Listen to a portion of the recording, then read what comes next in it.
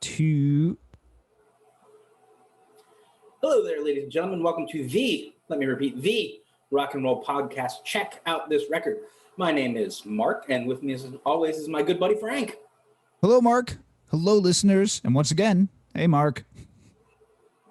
Listeners who play along at home know you can find us on Spotify, Apple Podcasts, and wherever you find podcasts, like Amazon. That's right. That's right. New episodes drop to your ears every Friday, and of course, for your listening pleasure. For our new listeners out there, this is the podcast where Frank and I recommend albums to each other to review. We have a wide variety of musical discussions like our Spotlight series, where we dig into a band's catalog and see what comes out the other side. Or in our Verse series, where we pit 2 albums, sometimes 3, against each other, and they duke it out for total stereo domination. Be sure to check us out on Instagram and our Facebook group. We like to drop additional content and hopefully leave you wanting more of Frank's musical goodness and my personal random nonsense. If you've got a record you'd like for us to check out, drop a comment wherever you find us. While you're at it, subscribe and give us a review and rating while you're at it, because that's what people do. So I say this, Frank, how are you, my man? Hey, man, I am good. And this episode, it's a little different for us. It's a spotlight, but not only on a career which was short, but then discussing a really unfortunate passing that most really don't know. So, Mark, I've been a fan and listener of Jeff Buckley for a while. However, back in the 90s when it came out, I wasn't digging that style of music. I thought it was way too soft. And one day a tune came on recently, say over the past couple of years, and I was like, wait a minute.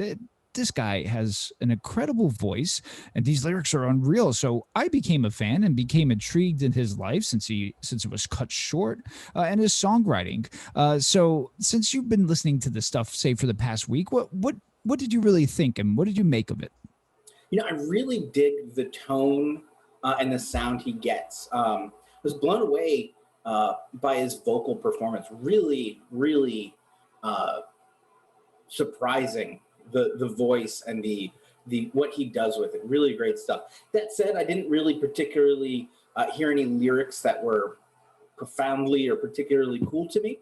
Sure. But I dug what he was doing. I appreciate all the elements of the music. This is going to be one of those situations where musically it didn't necessarily connect with me. I didn't know that the sum of all the pieces were better together, but I really dug it, and I appreciated hearing him definitely step out on some ledges with that second record we'll talk about in a little bit. Yeah, and I'm with you on that. And most may not be familiar with him, and I think, Mark, a good way to kind of break the listeners in to him, or maybe even those who are fans of him and maybe they know a couple of things, that we could do a top 10 of things that maybe people didn't know about Jeff Buckley, and we can alternate. How does that sound? Sounds good to me, buddy. Okay, and I'll kick us off. So let's start number 1. So number 1 is his father was Tim Buckley. So Tim Buckley was a 60s cult folk icon. They only met each other a few times as Tim died of a drug overdose at the age of 28. So, and it's pretty ironic eventually then what we'll end up talking about. But yeah, so Tim Buckley was Jeff Buckley's father. Wow. Scotty Moorhead, Jeff's full name was Jeffrey Scott Buckley. In his youth, he went by Scotty Moorhead, which was his stepfather's last name. Then in high school, decided to go by Jeff. So there you go. So at one time, he was Scotty Moorhead. That's right. He was Scotty Moorhead, and then he went back to being Jeff Buckley. So interesting. As a youth, you tend to take on different personas, and came back being his father's son. Yeah, absolutely. Good way to state it for sure. The third thing is that he debuted in a church. So Jeff's first solo performance was at St. Anne's Episcopal Church in Brooklyn Heights. He was asked to perform a tribute to his late father. So that's where his first solo performance occurred, was in that church in Brooklyn Heights. So that's another thing about Mr. Buckley. Yeah. Almost backed a Rolling Stone. This is pretty cool. He almost backed Mick Jagger on a solo tour, but after his audition, Jagger was like, nah, I'm good. And he got somebody else. But almost backed to Stone. Look at that. Look at that.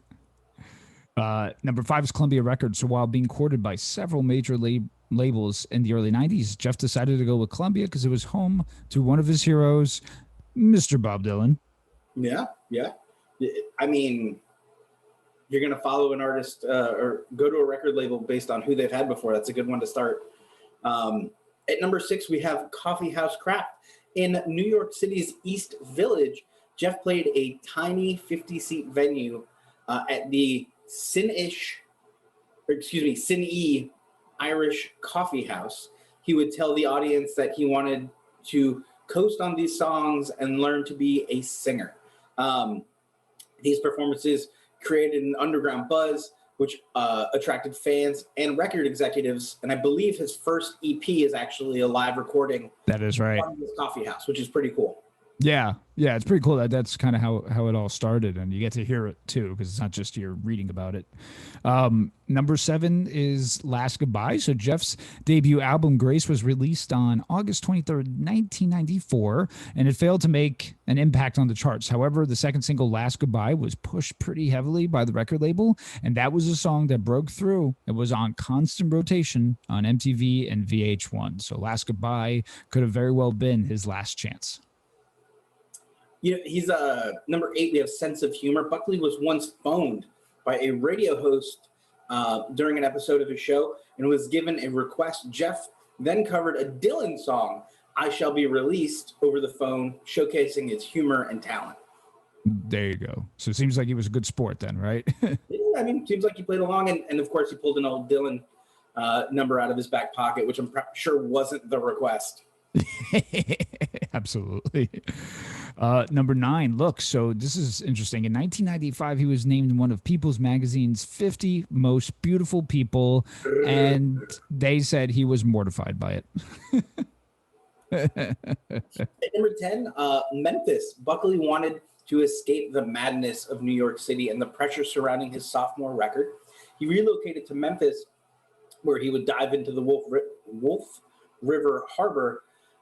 And obviously, we'll be talking about that story here in a little bit, as he would never make it out of the river alive. Right, exactly. And there's a lot to go with that for sure. Lots to unpack. So let's start off with the early years and discovery leading up to that first album, Grace. So again, before we dive into it's a lone studio album, let's look at his early life. So he was born in Anaheim, California, November 17th, 1966, right? And he was the son of singer-songwriter Tim Buckley. He was raised by his mother and stepfather. His mother was a classically trained pianist and cellist, which is cool. His father introduced him into bands such as Led Zeppelin, Queen, Hendrix, and Pink Floyd. At the age of 12, he decided to become a musician. And at 19, after high school, he moved to Hollywood and attended the Musicians Institute. After completing 1 year, he said it was the biggest waste of time. He played in all sorts of bands, from jazz, reggae, roots rock, and heavy metal. And in 1990, he finds that he moves himself to New York City. He further expanded his musical horizon by becoming interested in blues musician Robert Johnson, which many were, obviously, and hardcore bands such as Bad Brains, so hardcore punk bands like the Bad Brains. He would then go back and forth between LA and New York City. And then in 92, he started playing at the venue that you mentioned earlier, the Sin-E Irish Coffee House in East Village. And that's where he wanted to learn how to be a singer. There he worked, like I said, on becoming a singer using a borrowed Fender Telecaster, playing a mix of original songs, cover songs, and then he began attracting crowds, record executives, and then he signed with Columbia Records on October of 1992 for a 3-album $1 million deal. And that's where, Mark, you'll talk to us about Grace. Ooh, dang, man. $1 million to make 3 records? Woo! So in 1993, Buckley began work on his first and only studio album, Grace, released on August 23rd, 1994. The album features 7 original songs and 3 covers: Lilac Wine, based on the Nina Simone version, a 15th century hymn called Corpus Christi Choral, and the very popular Hallelujah by Leonard Cohen. Sales were slow for the album, although there was initial critical acclaim. Again, as mentioned earlier, the song Last Goodbye then excuse me, Jeepers Peepers. Last Goodbye then started getting heavy rotation on MTV and VH1. The album then started really picking up some steam, garnering attention from some huge and impactful musicians such as Jimmy Page, Bob Dylan, and David Bowie. Some of the accolades on this album were pretty outstanding, Frank. Best album of the year, 1994. Or excuse me, in the best 10 albums of 1994. Right. 100 greatest albums of the 90s. That's crazy. Yeah, greatest 500 albums of all time. That's pretty crazy. Crazy. 1,001 albums you must hear before you die. Woo. I don't know if it was that good. It sold 2 million copies worldwide as of 2007 and certified 7 times platinum in Australia. Yeah, must have been a hit there for sure. Must have been a hit there. They were like, we need to listen. What was that band from Australia you had to listen to? Oh, The Living End. Yeah, it's nothing but The Living End and Jeff Buckley there. The Wiggles. Don't forget the Wiggles. Can't forget the Wiggles. Absolutely. Yeah, musically, these songs feature guitars that are jangly, but also that feel to be a leftover of an alternative at times. It's very polished, which Jeff would later say that he wanted something more grittier. There's folk elements to the album. Obviously, I think as soon as you hear that Hallelujah is on a record, you just assume it's going to be a folk record, but it's really not. Buckley has this falsetto voice, and it really becomes an emotional roller coaster of sorts as he navigates Grace. I wouldn't say it's emo, as in what we know, emo to be now. But it was very emotional, and he certainly definitely an emotion to it. Yeah. Yeah. Now the lyrically, excuse me, there are also some themes to note because of a lot of the irony and foreshadowing with his life. The title track "Grace" is inspired by Jeff saying goodbye to his girlfriend, not feeling bad about your own mortality when you have true love. In a Much Music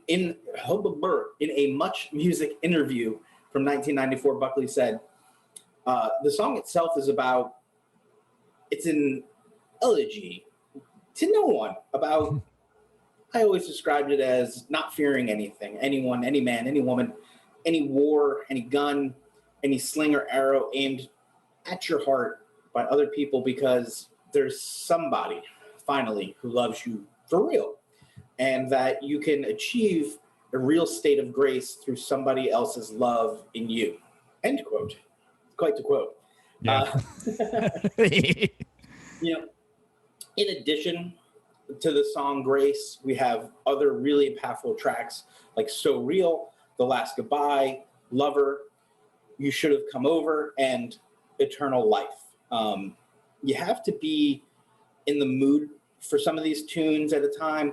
But, to me, and I think I speak for Frank as well, it's a great blend of songwriting, really, really cool guitar parts. There are some really interesting ones, and just one hell of a voice. Buckley and the band would then go on a 1.5-year international tour to support the record, and did receive some really nice reception for it, clearly in Australia. 7 times platinum. Yeah, due to the extensive touring, Buckley stated he started to feel the pressure of what would be his next record, and began performing under aliases. He started missing the anonymity. Oh my God! Look, I can read. Of playing in cafes and locals bar. He would say, "Quote: There was a time in my life not too long ago when I could show up in a cafe and simply do what I do, make music, learn from performing my music, explore what it means to me, i.e. have a little fun while I irritate and or entertain the audience, and excuse me, who don't know me or what I'm about. In this situation, I have the precious and irreplaceable luxury of failure, of risk, of surrender. I worked very hard to get this kind of thing together, this work forum. I love it, and then I miss it, and now it's disappeared. All I am doing is reclaiming it." It's and that's the end of the quote. Excuse me. Yeah. It really kind of speaks to what we mentioned earlier, his sense of humor of like going to these cafes, pretending he's somebody else, or going under the guise of being somebody else in the first place, just so that he can play and enjoy playing with it and play with the audience. I think that's so cool. Yeah, it's very cool too, and he, he's got that, and in the midst of that sense of humor too, you could tell he would have been if he, uh, lived longer than he did. I'm sure he would be one of those love hate guys with music in general, the industry, where it's such a passion of his, but then kind of and the creation of it, but then everything else really, again, it creates this atmosphere that he was clearly uncomfortable with. Now, that was his lone studio album, as we mentioned. However, though, there is another album out there, and it's called Sketches for My Sweetheart the Drunk. It was supposed to be My Sweetheart the Drunk, but the sketches are on there because these songs are unfinished. So after the completion of the tour in '96, Buckley began writing a new album. The title would be Sketches for My Sweetheart the Drunk. My Sweetheart the Drunk, again, was the working title, and since it was never finished, the sketches made its way into the title. Buckley worked actually with Patti Smith on her 1996 album Gone Again, and he met Tom Verlaine, who's the lead singer of the punk band Television. Verlaine now ended up being tapped as producer for the album. Now, Buckley expressed a strong interest to finish recording this in Memphis. He was set on recording this in Memphis. He started to feel overwhelmed by the big cities, LA and New York, and he wanted a more laid back environment. So in Memphis, Buckley would play at bars, some underneath parking garages, which is pretty crazy. And the intent was to test the new material and basically practice. Unhappy now with the sessions, though, while recording, Buckley brought back Andy Wallace, who produced Grace, and the demos were sent to his band in New York. However, Buckley was still not happy at the end of the day with the results. He sent his band to New York while he stayed to work on the songs, and the band was scheduled to return to Memphis on May 29th, 97. Now, obviously, this record did not get completed, so there's more of a rough aspect to it. However, even if finished, I believe the intent here was to be edgier. You have tracks like The Sky's a Landfill, which this is the opening track, and it shows the heavier side of the band. It's completely different and angrier in tone than what was on Grace. The content of the song is based around the media industry and their relation to the music industry. You have the track Everybody Here Wants You, which is his experiment and take on soul. And the track New Year's Prayer was influenced by Led Zeppelin's Kashmir. Nightmares by the Sea is all too ironic considering Jeff's upcoming fate. And my personal favorite track is a song called Vancouver, which also has this just unbelievable line where it says, I am your failed husband contender. I am your lone shark of a bliss. Wow. To me, that's just pretty awesome, Mark. Yeah, that's an amazing line. Absolutely. So you mentioned the date before, May 29th, 1997. It's kind of the date. It's the reason we're here, on this date. Buckley's band would fly to Memphis to join him in the studio. The first evening they arrived, they decided to go down to the Mississippi River. Being fully clothed, Buckley went swimming in the Wolf River Harbor. This is known as a slack water channel, which means short periods of time, the body of water, it's simply a tidal pool. It doesn't really go anywhere. It's unstressed. Right. There is no movement kind of either way in the stream. While Buckley was singing the chorus of Whole Lotta Love, roadie Keith Foddy remained on shore. Buckley then found himself swept away by the river. Foddy was moving a radio and a guitar out of reach of a passing tugboat. I feel like there's so much more there that needs to be unpacked. Yeah. When Foddy looked up and noticed that Buckley had vanished, a rescue effort took place after Foddy reported the incident that night, and by morning, there were scuba teams in the water looking for him. There was no discovery until June 4th, when two locals spotted the body of Jeff Buckley in the Wolf River near a riverboat. Yeah. There was no proof of any medical examiner's report of drug, alcohol, or suicide. Eyewitnesses would report that Buckley's state of mind wasn't fragile. Despite this report, it was questioned by former manager Dave Laurie. Right. Laurie would state that Buckley was, quote unquote, acting erratic in the weeks leading up to his death. Some of this behavior included attempting to buy a house and a car wash, neither of which were for sale. Buckley also would apply to be a butterfly keeper at the Memphis Zoo. Laurie would say that he wanted a normal life and was yearning to settle down. Laurie would go down to the river 3 days after the tragedy, but before the body was found. Laurie, crying, would throw rocks at the water, saying, "How dare you leave me and this pile of you-know-what." Wow, crazy. And definitely erratic behavior, right? When you say trying to purchase things that are technically for sale. Right. It's interesting to me that there was no drugs in his system when they found him, because I don't know anyone sober who's trying to become a butterfly keeper at the zoo. Right. Just because. Right. Exactly. And I get, maybe, listen, being like, oh, there's a house. Too bad it's not for sale. I'm going to try to purchase that anyway. Like, okay, you get money.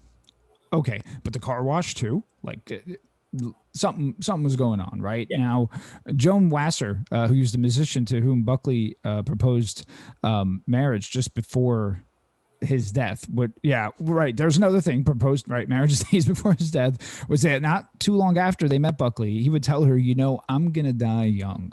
Another friend said that they felt, this is crazy, they felt Memphis walked him down the aisle because he was dreaming about death and he knew that something was up. He just felt it. Now, listen, you have a father who dies that young. I think that's where possibly the foundation of those thoughts would come into play. Yeah. But when you read some of, and when you read some of his lyrics, like in Grace and a song called Nightmares by the Sea, it's sometimes hard to think that this was all accidental, especially after hearing the erratic behavior.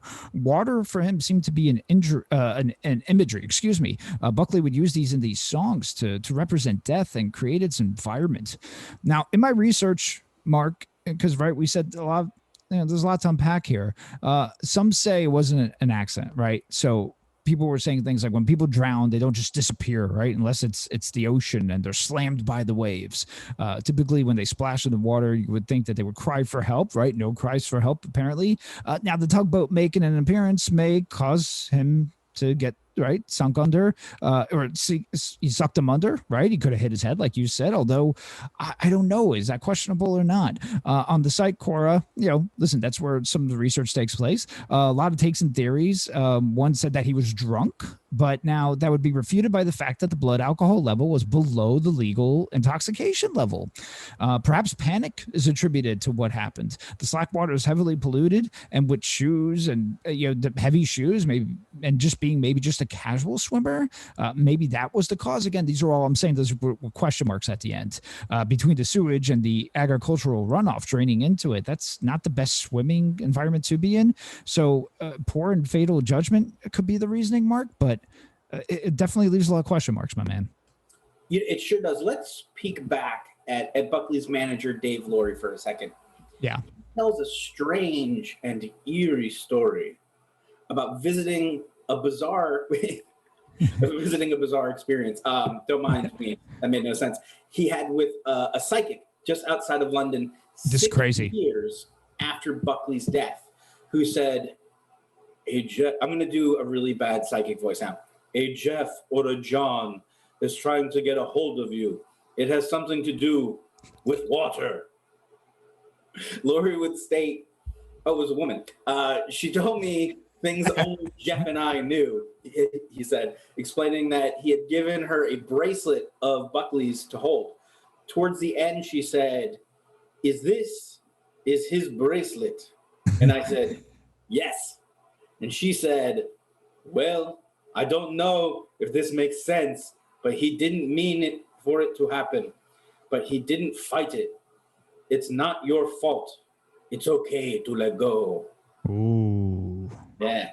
Tim Buckley died from a drug overdose and became more famous than his father and hated the, and Jeff became more famous than his father, but he hated the comparisons. Sure. It is interesting. His father dies at 28 of the drug overdose. Jeff dies at 30 in this mysterious incident in the essentially the Mississippi River, really close. How much their lives have kind of oddly paralleled. He was starting to feel the immense pressure of his stardom. His father released, a couple dozen records before he died. Crazy. But nothing as big as Grace would be. And Buckley, whereas Buckley only had the one Grace, excuse me. It was said that Buckley did abuse drugs, and specifically heroin. Some would say he would get junked out, but was never an addict. His mother said he was a great swimmer, creating a curiosity as to how a few waves could cause him to drown, especially with his friend there potentially to save him from this danger. It really... That's interesting. There's a lot of questions. There's a lot of things, I got to ask. I think if you asked my mother, she'd tell you I was a good swimmer. Right.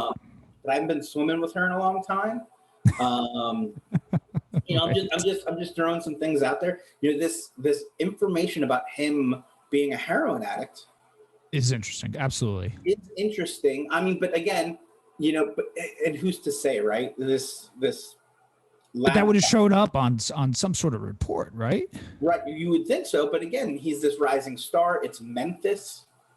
The last thing you want in Memphis is this rising star who's come to your town to have died of a drug overdose, right? A mysterious drowning is one thing. True. But something related to the water. So there might be more at play there.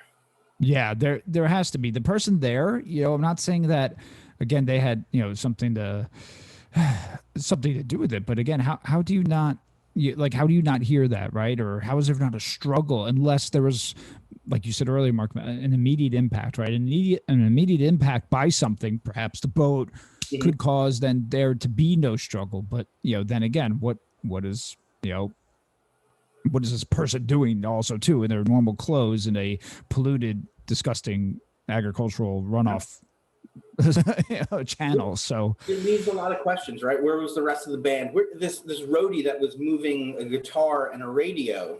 Yes. Why was he moving them away from a tugboat? I mean, that's right. Oddly particular. What was this guitar doing so close to the water? What was, he's singing a whole lot of love. What's this atmosphere? I feel like there's a lot of people not saying a lot of things. Right. Very, very hush hush. And,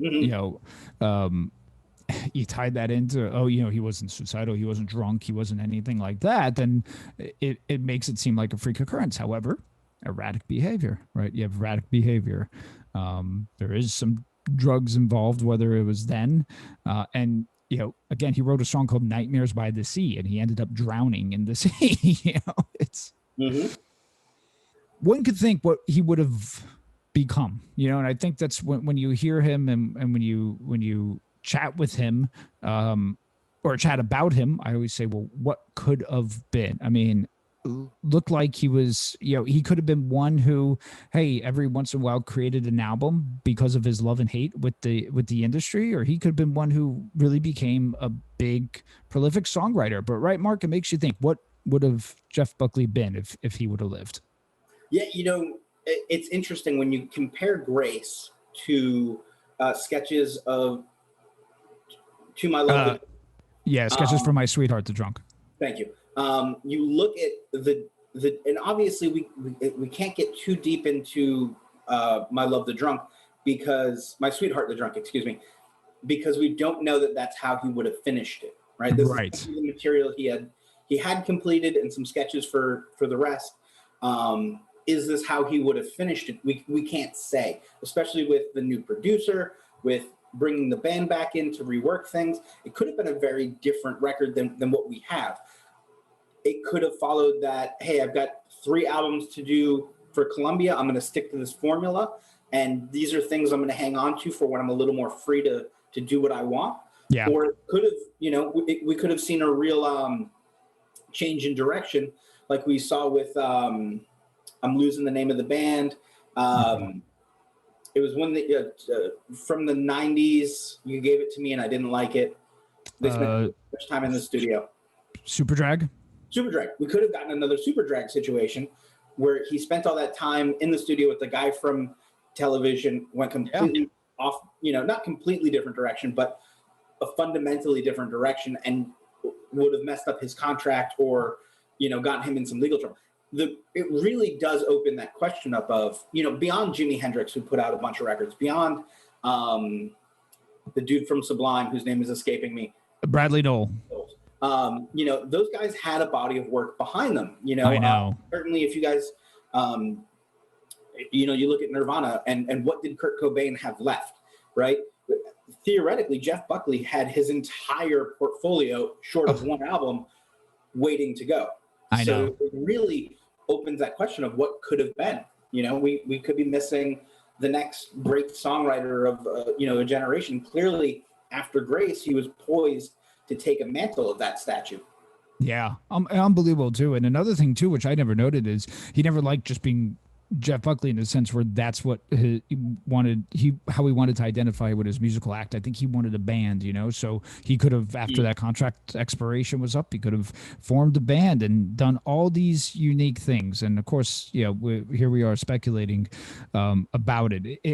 It's a shame when someone like that dies so young, when, like you said, their best work is yet to occur. And it's, if you're a devout fan listening to him out there, I'm sure you devout fans get frustrated because it's really just 2 albums of work. Yeah, you have all these random live stuff and things of that nature, but it's like, God, it's like you almost want more. Or maybe with the mystique of it, it's kind of, this is the way it's happened. Regardless, it's interesting to think what if. I think, as Mark said, there is a lot to unpack there on the scenario around his death, and there's a lot, for some reason, we're not hearing. It just sounds very, very basic, and I think there could be more to it. So, and that's the life, Mark, of Jeff Buckley. But it was definitely fun to dive into this for sure, right? Can I do my Robert Stack voice? Please. If you have any information on the death of Jeffrey Buckley, please check out this record by leaving us a comment wherever you find us, since we still haven't set up an email address. So just Instagram. Instagram, Facebook, whatever. Apple, whatever. However you find us, absolutely. And that was a great Robert Stack, by the way. Fantastic. Robert Stack, I'm sorry. Fantastic. So, Mark, let's I'll talk real quick about the next episode, shall I? Yeah, absolutely. And I shall. So we're going to start our ascent, to our 50th episode. Yeah, we're getting there. We're getting higher and higher, right?